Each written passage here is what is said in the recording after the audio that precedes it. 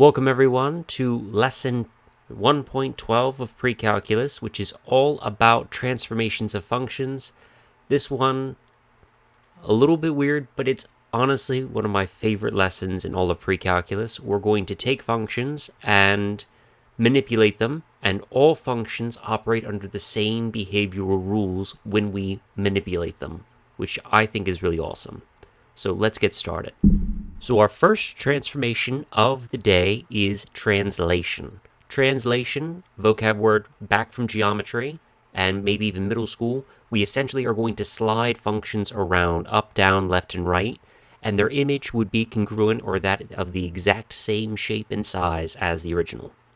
So we have a couple of functions here that we are going to manipulate. So let's think about these logically.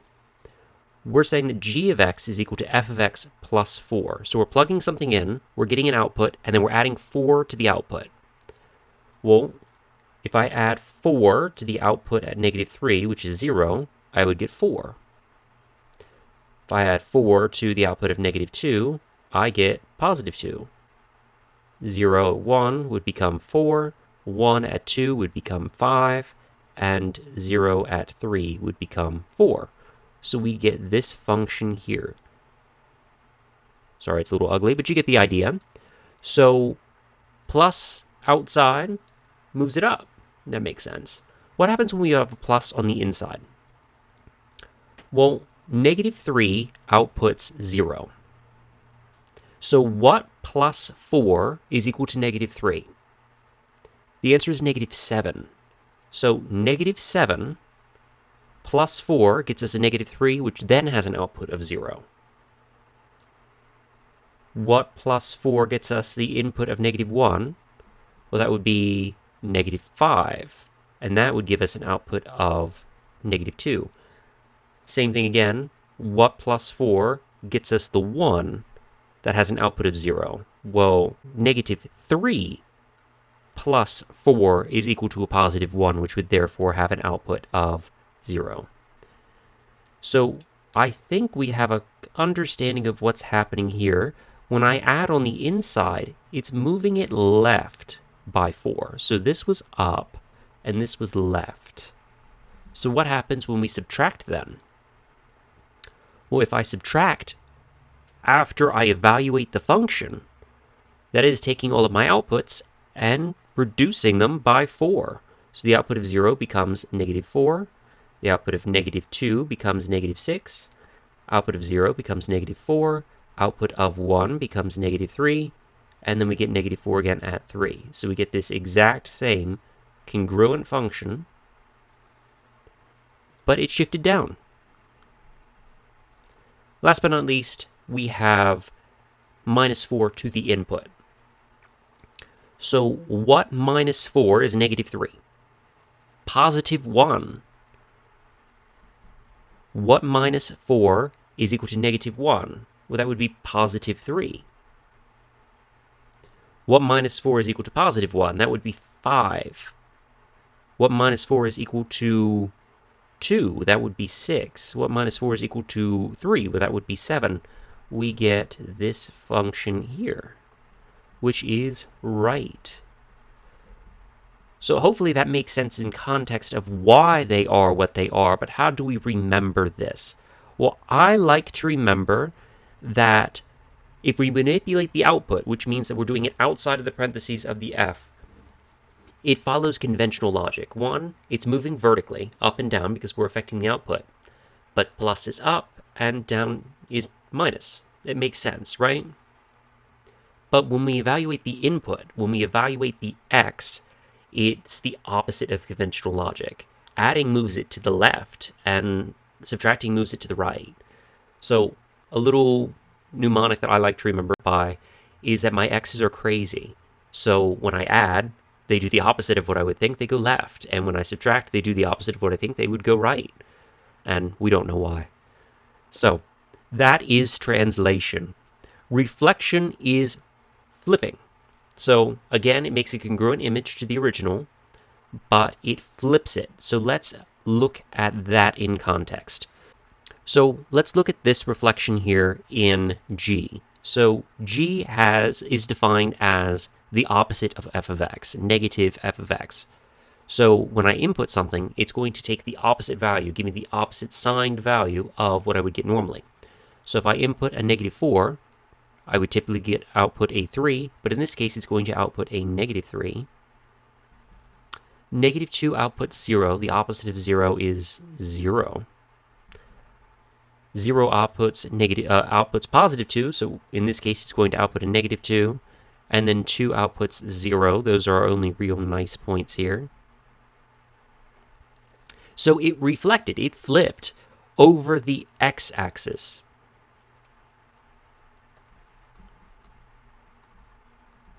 So I want you to think then how we might reflect it over the y. But now we have a dilemma. I have 1, 2, 3 things happening to this function. It is reflecting over the x-axis from the negative right here. It is moving to the right 2 because of this here, and it is moving up 5. Now, order is important because if I move it up 5 and then reflect over the x-axis, or I reflect it over the x-axis and then move it up 5, is going to have 2 drastically different results. So we have to be careful. What we're going to do is we're going to reflect first, and then we're going to translate up. And it has to do with parentheses and the order of operations. So if you're having questions about that, please make sure you ask me in class. But we're going to reflect before we translate, just generally. So how do we tackle this? What should I do first? Well, let's reflect it first and see what happens. So if I reflect it, I'm going to get a very similar image. In fact, I'll get a congruent image to what I had before. Oh, that looks ugly. Let's try that one more time, Mr. Whaley. Looks ugly, but it's not as bad. All right, so then what do we do? Do we move it left or right? Or do we move it right or up first? And truth be told, it doesn't matter. When you're affecting things horizontally or vertically, they happen independently of each other, so it doesn't really matter. So in this case, to make it less on top of itself, I'm going to translate it up 5 from here. So 0 to 5, negative 2 to 3, 0 to 5, and negative 3 to 2. So we get this shape here. Then I can move it right 2. And I'm trying to do all of these in different colors so you can see distinctly what they would look like. So right 2. Oh, I did not change the color of my pen. There we are. All right. Right 2. Right 2. And then right 2. So our final shape is this here. And it's rainbow for some reason. Oh well. But that is essentially how we would go about it, is we would reflect it how we would need to reflect it first, and then we can translate. And if you're affecting it vertically or horizontally, really doesn't matter which one happens first, but I would do all of your reflections before I do any of your translations, personally. So, order of transformations, kind of break it down here. Horizontal and vertical don't influence each other, so that doesn't really matter. But if you're doing 2 transformations of the same type, reflections first, because the order does matter. So that's great. That's all graphically. Fine and dandy. Let's translate functions and manipulate functions analytically. So g of x is equal to f of x plus 4. Well, f of x is equal to this function right here. So g of x then is equal to x squared minus 3x plus 2 plus 4. And I like to put parentheses around things generally to help me organize. But in this case, because there's no multiplication, no powers, no radicals, nothing like that, there isn't any need for them, so they would technically go away. And we can just combine like terms here. 2 plus 4 is 6. So g of x then is x squared minus 3x plus 6. Not too bad. Here's where it gets a little tricky. G of x is equal to f of x plus 4. So what this means is that everywhere that there is an x in f of x, we're replacing that with x plus 4. A little bit more involved. So g of x is equal to x plus 4 squared minus 3 times x plus 4 plus 2. This is where I like those parentheses, and I just like to get into that habit. Just makes life a little bit easier for me. I know from expanding binomials last lesson that this is x squared plus 8x plus 16. This would be negative 3x minus 12. Then we have that plus 2. We can combine our like terms here. We get g of x is equal to x squared, and then 8x minus 3x is plus 5x. 16 minus 12 is 4, plus 2 is 6. So we get a different function. Not too bad. Let's keep going. So that was analytically, we did it graphically. Now let's figure out what's going to happen numerically. So it says let g of x equal f of x plus 2. And we want to find g of 2, so that x is 2. So I'm going to rewrite it as g of x. No. I'm going to write that as g of 2 is equal to f of 2 plus 2. F of 2, according to our numerical chart here, f of 2 is 10, so g of 2 is equal to 10 plus 2, or 12.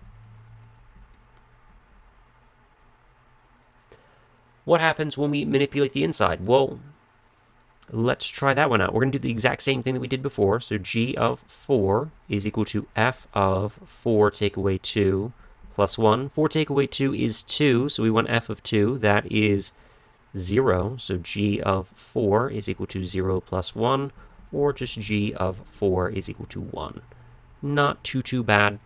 Just got to make sure that you are paying attention to what it is asking you to do. Last one is a little bit interesting. It's a domain and range question about some function that we don't really know much about. We don't know what it looks like analytically. We just know its domain and range, and we are given the transformations.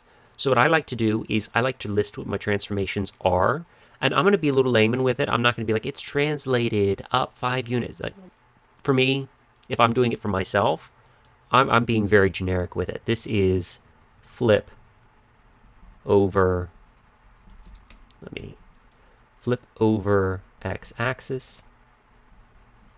That's what this one is. This one is left 5, and then we have this one here, which is up 2.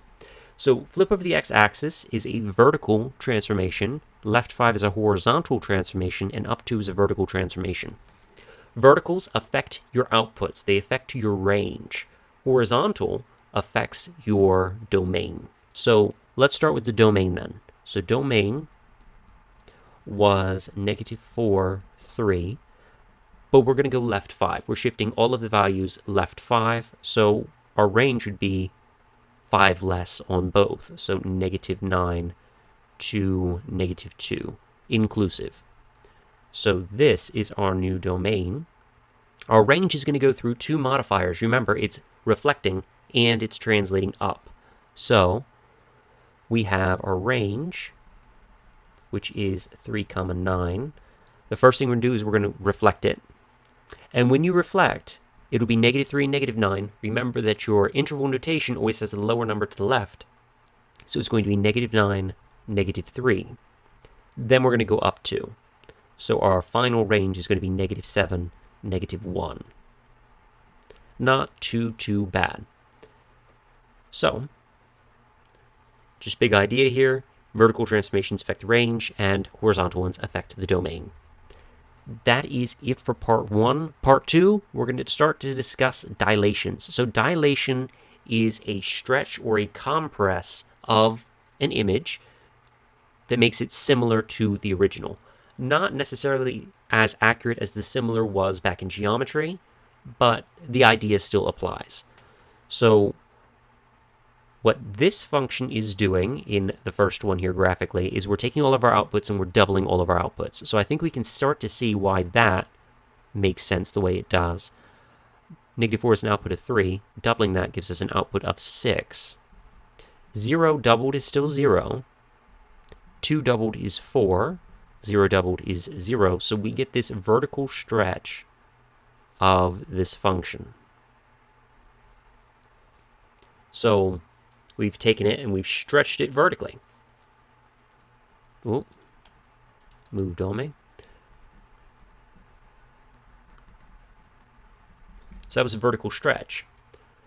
Here, we're taking all of our outputs and we're having them. So half of 3 is 1.5, half of 0 is 0, half of 2 is 1, half of 0 is 0, and we get this shape here. Similar to what we had, just compressed this time, so it is a vertical shrink, if you will. Again, it follows what you would think. If you multiply it by 2, it's going to get bigger. If you multiply it by a half, it's going to get smaller. Makes sense. What happens when we do that to the inside? Well, we have to think about it the way that we interpreted it before. We're trying to get to the numbers that we had using a new input. So what doubled is -4. -2 doubled is -4. So -4's point is going to go to -2. What doubled is -2. -1 doubled is -2. 0 isn't going to change. What doubled is 2? Well, 1. And we get this horizontal compress. So it shrank. Not vertically, horizontally, Mr. Whaley. So it shrank horizontally, but we times it by 2. Weird. Same idea. Half of what is -4? Half of -8 is -4. Half of what is -2? Half of -4 is -2. Half of 0 is 0. And half of 4 is +2. So then we get this monstrosity here. So that was a horizontal stretch. So the idea that I shared with you before, that our x's do the opposite of what we say and we don't know why, well, in modifying the input, even with dilations, does the opposite. If we multiply it by a big number, it shrinks. If we multiply it by a number less than 1, it grows. Very strange. And I alluded to this a little bit earlier, but what happens when we want the opposite of our input? Well, the opposite of what is -3? Well, the opposite of 3 is -3. The opposite of what is -1? The opposite of 1 is -1. Opposite of what is 1? Well, the opposite of 1 is -1. So on and so forth. Felt like Dr. Seuss there for a minute. And we get that. So this is our reflection over y-axis. Over the y-axis. So not too bad. We have really 2 distinct reflections. We have some dilations and we have some translations now. I've got the big idea here for what happens with vertical and horizontal dilations. Now notice that I use the absolute value in my big idea, and I do that because when it's negative, or less than 1, or less than 0, mind you, that's where the reflections come in. So that's a different operation, so we only really need to look at the absolute value of the coefficients. Now, big idea, when you're dealing with multiple transformations, translations are always last. Doesn't matter. They're always the last thing that you do. And here's a big idea, and this one, it's mainly to make life a little bit easier for you. If you're dealing with horizontal dilations and reflections, in addition to translations, factor out the negative, factor out the common factor. Otherwise, you're going to get jumbled up. You're going to translate left instead of right. You're going to translate by 2 instead of by 1. It's very weird, but in order to see each transformation happen on its own, you need to factor so that each transformation isn't having an impact on the other. So, what that looks like for us is, well, I am dilating vertically and I am translating up. So I'm going to dilate vertically first and then I'll translate up. So 0 times 3 is 0. 3 times negative 2 is negative 6. 3 times 0 is 0. 3 times 1 is 3. 3 times 0 is 0. So the dilation would be this. And therefore the final part, when we translate it up by 2, would be this.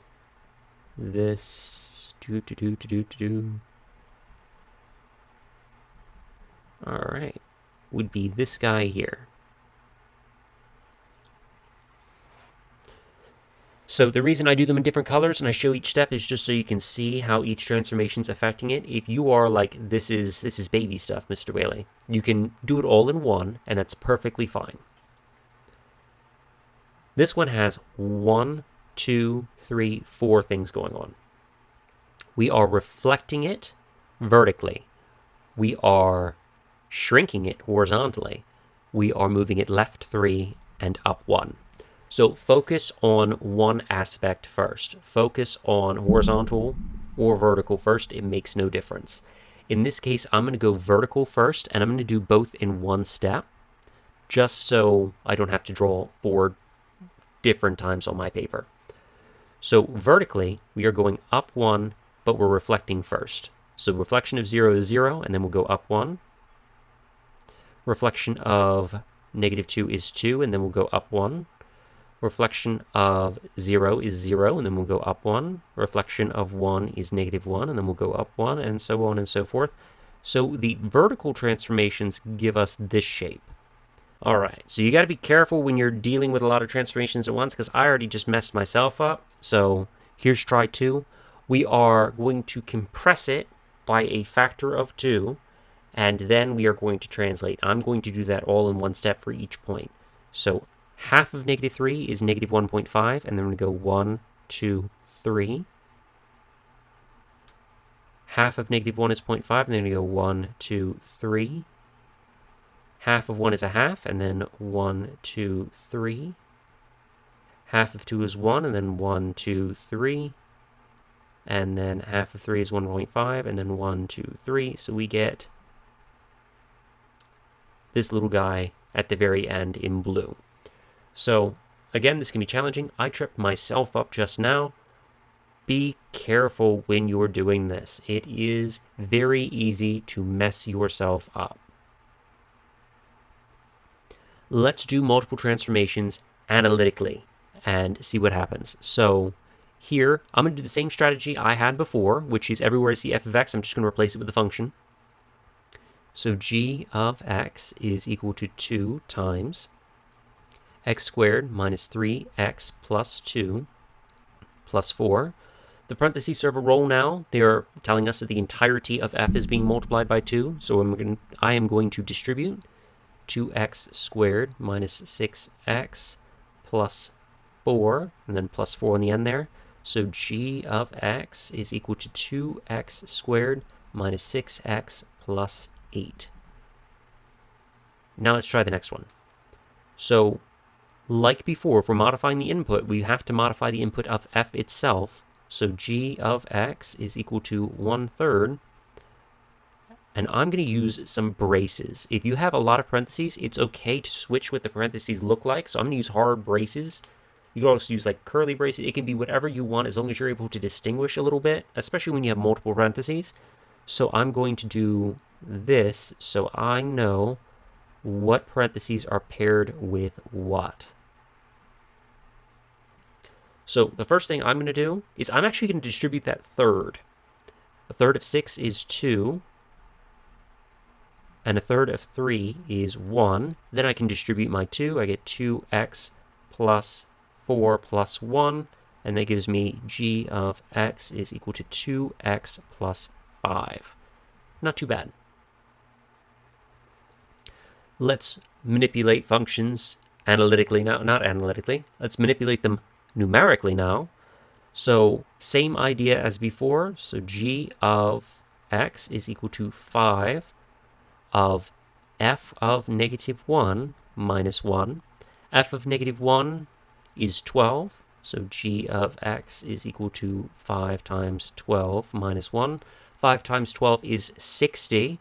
And 60 take away 1 is 59. So g of -1 is 59. I guess technically those would be -1s as well, but I'm not going to go through all the effort to erase that. Now here's where it gets really, really weird. So I'm just going to, again, plug in the 2 for x and see what happens. F of 3 of 2 take away 1 plus 2. 2 take away 1 is 1 times 3 is 3, so we want f of 3 plus 2. F of 3 is 8. So we went 8 plus 2, so g of 2 is then equal to 10. Not too bad. And finally, we're going to manipulate domain and range using multiple transformations. So again, write down what your transformations are, whether they affect the function horizontally, affecting its domain, or vertically, affecting its range. So we only have 2 here. We are stretching by 3. And that is vertically stretching by 3, and we're vertically going up 2. So the fun thing is the domain is the domain. It doesn't change. We didn't move the function or translate or reflect or anything horizontally, so the domain is a-okay. The range, though, is getting affected twice. And we do have to be careful. We have to do the dilations first and then the translations. So we're going to triple all of these numbers. Triple 4 is 12, triple 9 is 27, and then we're going to go up 2, so that would give us 1429 would be our final range.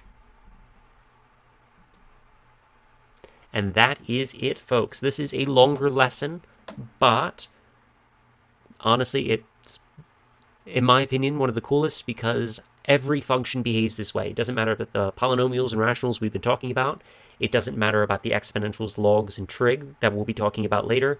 Even weird functions you can find on your own, like the greatest integer, or any of those functions will operate in the exact same way with these transformations, and I think that's really cool. Anyway, that was lesson 12. If you have any questions, please make sure you ask me in class. Otherwise, I'll see you in the next video.